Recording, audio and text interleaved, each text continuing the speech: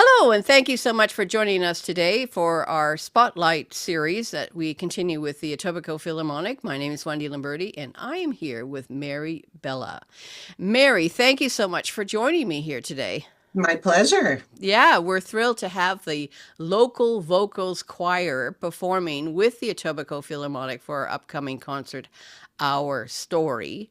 And for those who may not know you yet, can you briefly introduce yourself and local vocals? Sure.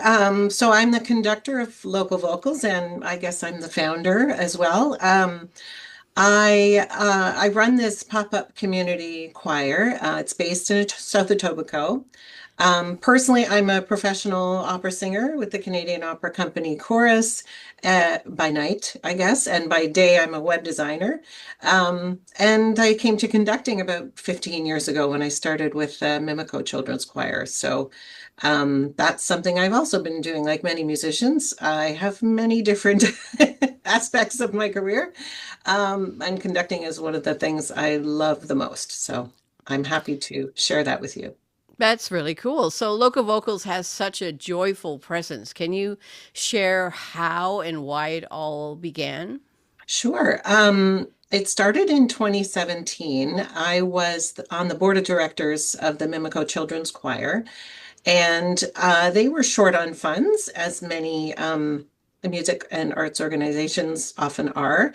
So we were looking for different ways of fundraising. And one of the board members came up with a mom choir idea where we would invite mothers and parents of the children to come out and sing in their own separate choir for a short term.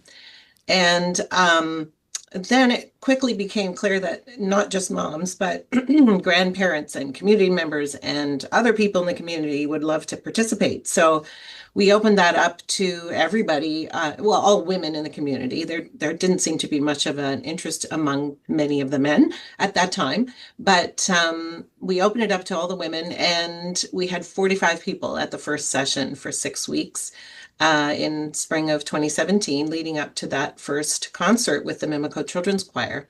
Wow. Yeah, so I was prepared for 16 people to be in the choir. So to Yeah. have 45 in that first group, and most of them were beginners, but we always have, and since then, we always have a few beginners. We have a few people who've sung in choir for a few years. And then we often have semi-professionals as well who are just in the community and they want to participate and, be connected with other like-minded people. So we did have a few of those types as well. So we were able to, participate and have a great time at that first session and every session since then. We just finished our last one was our 10th session. So we're in the 11th one now. And why the pop-up choir format? Well, the pop-up choir is basically it's a way of being more accessible in a sense, so that we can provide an introduction to choir.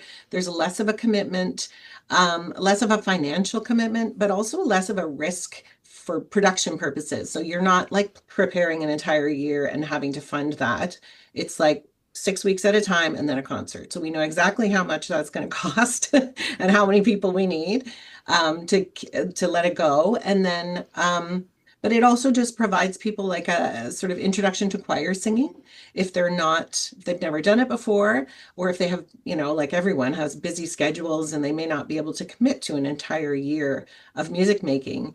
This way they can try this out. And not most, many, at least half of the people in the choir now, I say it's sessional, but they've been with us for 10 sessions. So they're long-term members as well, which means you have a nice mix. You have people who are new to it, and then the more experienced people kind of helping and mentoring those new people. So it's a great mix, and we really enjoy that aspect. Yeah, and you've expanded to like say 50, 60 singers and welcomed tenors and basses for the first time in spring 2025. So, what's that growth been like, and how does adding mixed voices change the experience? Well, I've had many of the women say that it really adds a depth of sound. So, I mean, I noticed that too, that just having lower voices, it's a different sound, obviously. Um, it was, it gives us I guess, a way for also women to bring the men in their lives out to choir. So it's another way for couples to connect. And, brother and sister is there as well. So it just opens it up to more of the community, which I really like. Um, and of course, it's always more the merrier. We have 50 women and about 6 or 7 men now. Mm. Fortunately, my husband's also a singer. So he comes and helps out with the men because, as you know, they're so outnumbered at this point. They need a little support. But it's been really special. And one thing I try to feature the men is sometimes in a special, well, at least once in a concert in a kind of solo bit, so that they have like a special part that's just their own.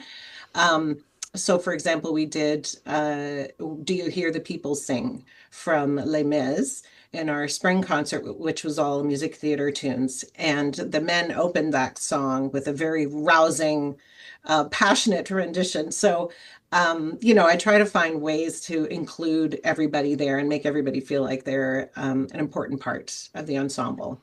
So choosing music and a repertoire from jazz to pop and musical theater, as you just mentioned, and what sort of other music and have you chosen over the years, and what inspires you to choose whatever repertoire for your upcoming sessions?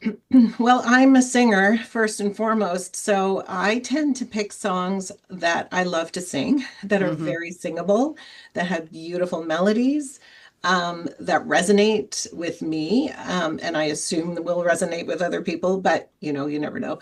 It could be a lyrical melody, it could be meaningful poetry, it could be like a fun, catchy rhythm. Or it could be something really familiar, like a folk song or a song that from childhood, that will bring back a memory.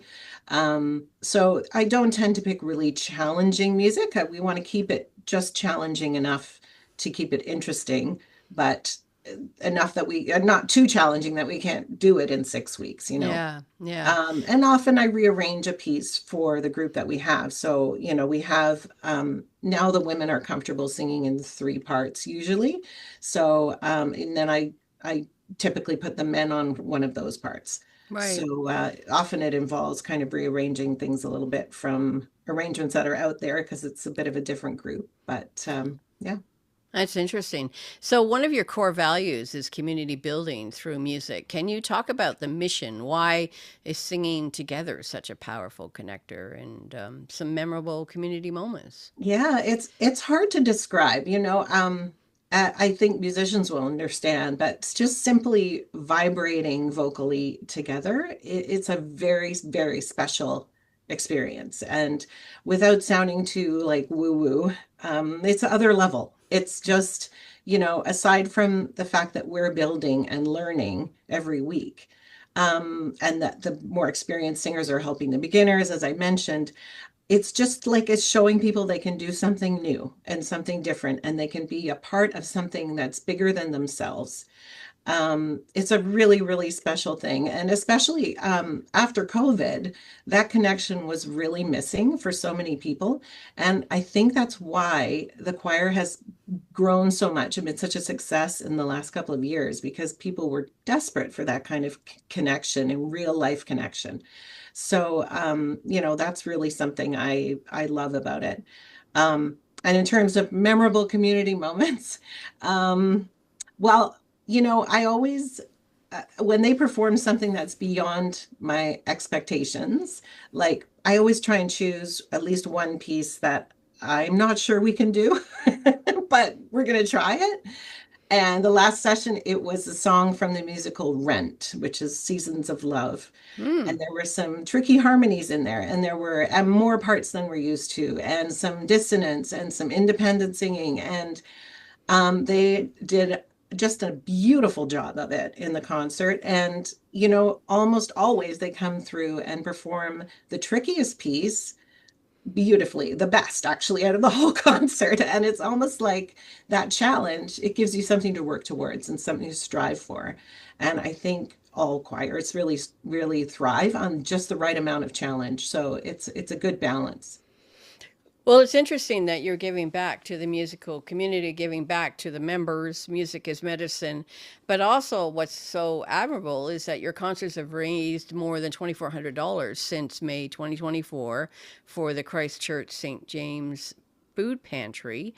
And how does giving back into fit into your choir's purpose and encouraging participants to help and subsidize others? I think it's a really important part of us just being part of the broader community. And especially in the past couple of years, demand for food banks Yeah, has skyrocketed with yeah, unemployment and grocery costs soaring. It's something we really just want to contribute to this, something that will reach so many people. And that food bank in particular is connected with the church, the Royal York United Church, where we perform most of our concerts. So that was an obvious choice for us to support. Well, we also donate to other causes, and we're open to sponsoring different things and contributing to events and that kind of stuff. But it's been sort of the first year and a half that we came back after COVID. That's sort of where we focused our energies, and it's really good. The other way that we give back to the community in a way is to encourage the participants to give a little extra in addition to their fees to support someone else who might not be able to afford them. And so we do live in a mixed income community here in Mimico. And I mean, not everybody lives in Mimico, but a lot of, South Etobicoke, it's very mixed income.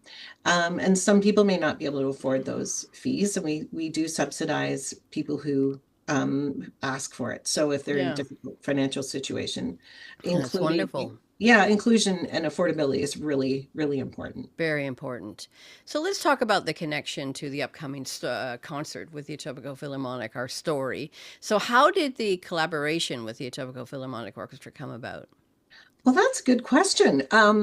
I actually don't know how Matthew found out about us, Oh, but okay, but it was through the conductor first. First yeah, off, he yeah. he contacted me, so he must have heard through the grapevine or done some Googling or something. But he found out about the choir and he reached out to me on email and asked if we'd be interested in performing with the orchestra.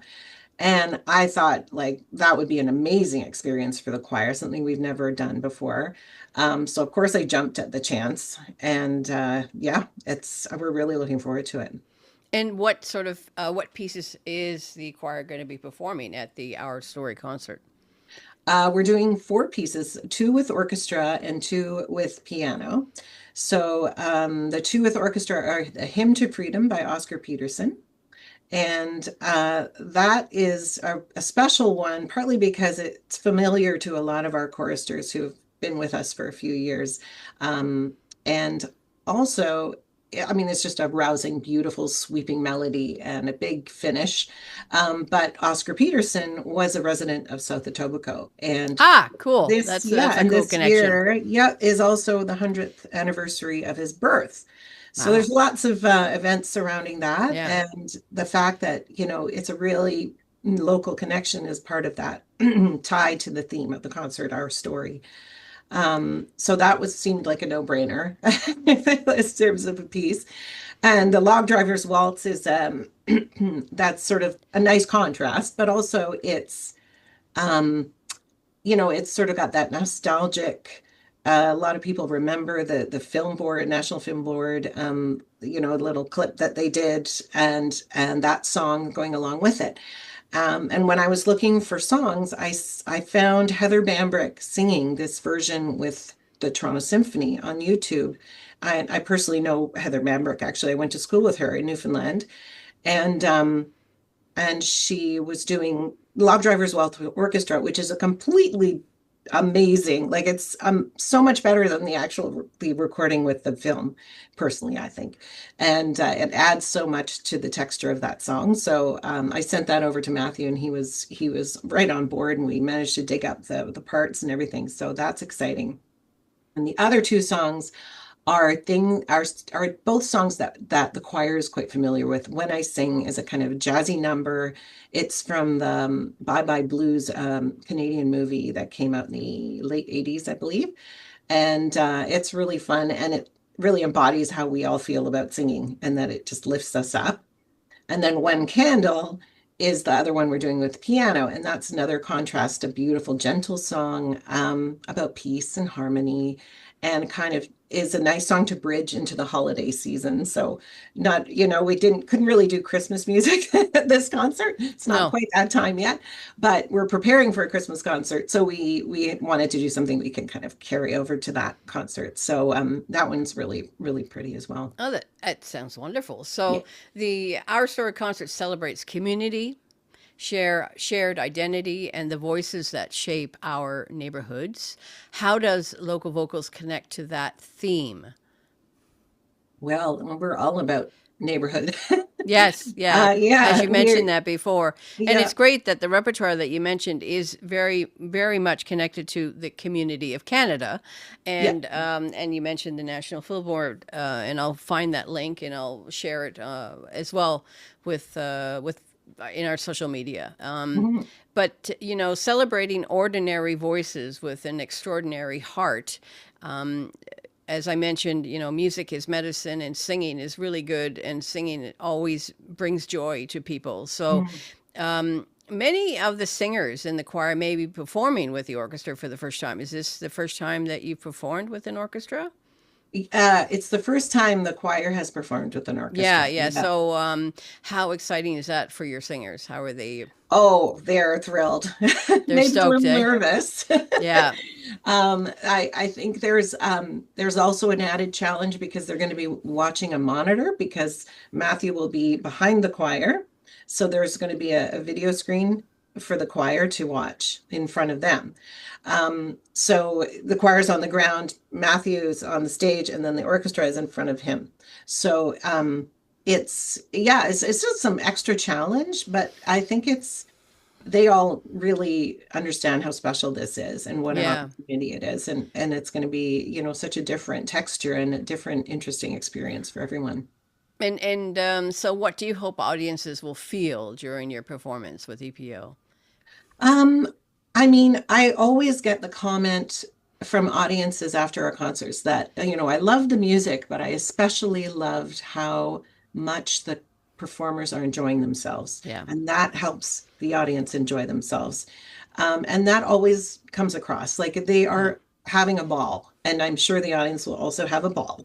So I really hope that the audience feels inspired to participate in music in their community. Maybe they join a choir, or maybe they join an ensemble. But if not, that they just continue to support music with their presence and yeah. attendance and dollars, and just come out and see people perform and participate because it's such a big part of community. Yeah. And so looking ahead, what's next for local vocals? Do you have upcoming sessions and concerts coming up Of after this course we do. performance? Yes, Christmas is coming, right? Of Yes. course. Yeah. Yeah. So we have our winter concert is coming up Tuesday, December 6th at 7:30 p.m. at Royal York Road United Church. It's called Home for the Holidays. So that way we can incorporate some of this Canadian stuff that we've been doing for this concert. And there'll be some local professional soloists because we have those connections in the community as well. Bass Alain Coulombe will be joining us for The Grinch and another special song. So he lives in the community as well. That's another opera company connection. And my husband, tenor Michael Colvin, will be singing as well, and various other people. And there'll be sing along carols, I should say, and of course the choir singing. So that's going to be a great time. And we don't do advance tickets at this point. We do a collection. So Right. either bring cash or uh, you can do an online donation as well. Yeah. And yeah, just come early because it fills at 7:30 Does p.m. at Royal York Road on yeah. December 6th. And you asked about expanding programs and Well, things the down the line. yeah, so I was going to mention, are you going to be expanding programs or community outreach in the future as well? We're planning to, before COVID, we did quite a bit of that. We went to seniors' homes, retirement homes, and that kind of thing. And the desire for that kind of dried up with COVID. They don't like people coming in as much now. So we'll see how that evolves. Yeah. And plus, with such a big group, it's a little bit more unwieldy Yeah. to bring. But we're definitely into coming out to different events and things and supporting. So that's definitely on the docket down Yeah. the line.